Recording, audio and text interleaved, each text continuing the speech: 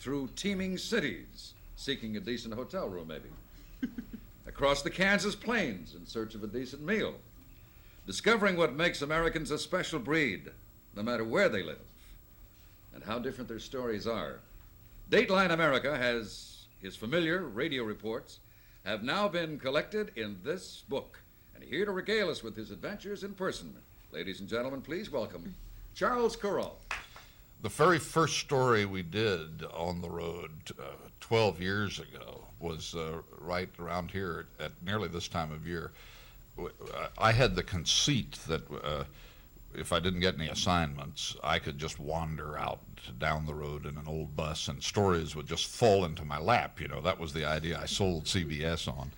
And the first week or so, we couldn't think of anything to do. But we were driving through Massachusetts and Vermont and New Hampshire and just looking out the window. And I thought, well, it's pretty. The leaves were just beginning to change. And so that was our first story, the autumn foliage. Some of my bosses at CBS say that's the best one we ever did, that they've all gone downhill from that first. I love that one, but I love the Texas chili. Is it Terralinga, Texas, the chili contest? You know, especially this time of year, every town celebrates what it has. If all you have is cranberries or soybeans, then you can count on having a cranberry or a soybean festival. And Terlingua really doesn't have anything but tarantulas and horned toads, but they have a big chili cook-off there every year. Yeah, but at the end of the story, it tells what chili really is, how it originated. A friend of mine in Colorado says that chili wasn't meant to be eaten, that it was invented by a Wyoming sheep herder to keep his sheep's feet warm on cold nights. And he sent some to a Texas friend who ate it by mistake at burying ground in the middle of Boston because Paul Revere's buried there and a great number of other patriots. And one old gent, that's right, who his inscription says that he held off a British brigade. And I thought, my goodness, he did. Well, it turned out he did it by, you know, they were taking people's houses, the British soldiers were, as a place for shelter. And this one fellow stocked up on food and closed all the doors and just refused to let the British in. And after a while, they just gave up on him as an old cuss and went away. Unusual hero. New England's have had a reputation for orneriness ever since, you know. Charles, as you travel across the country, I could think of no one else that could perhaps answer this question. What is the mood of America right now? Oh, hard to answer. I think there's some dissatisfaction. The president spoke of it as a malaise. I don't know if it goes as deep as that. I think there's a lot to be confident and reassured about in the American countryside.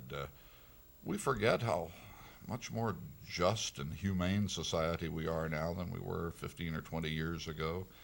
I think things like that, the progress we've made in human matters in this country since I've been out on the road, never paying attention to any of these big things, but not failing to notice them.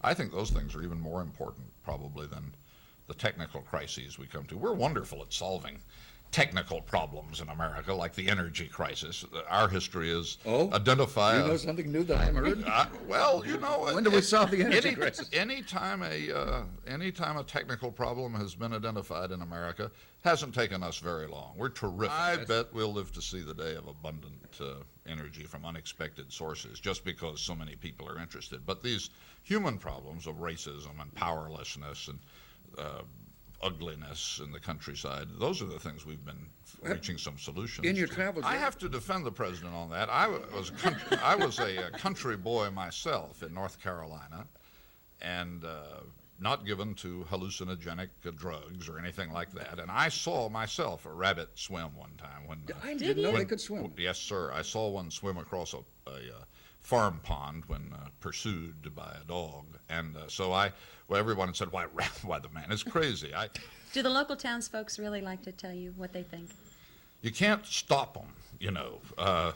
Americans are so proud of their small towns. They stop the bus, you know, this thing I travel in, and say, hey, we have a fellow down the road here we'd really like you to meet.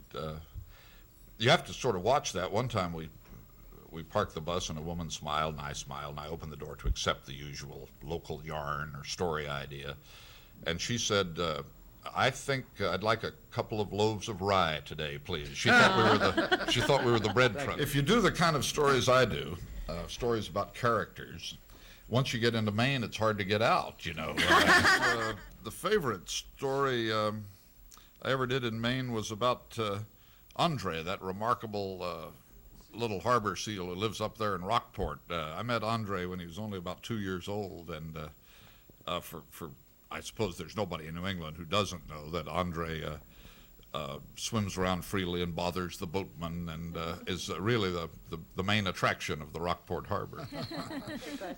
I guess every traveling salesman has that experience of staring at the motel room ceiling and trying to remember where he is. And it's true that doing ordinary things like paying your bills and getting haircuts. I need a haircut problem if you're traveling all the time. But what makes it worth it for me is the freedom of it. CBS just lets me go where I want to go and do what I want to do. They don't know where I am most of the time. They don't care where I am.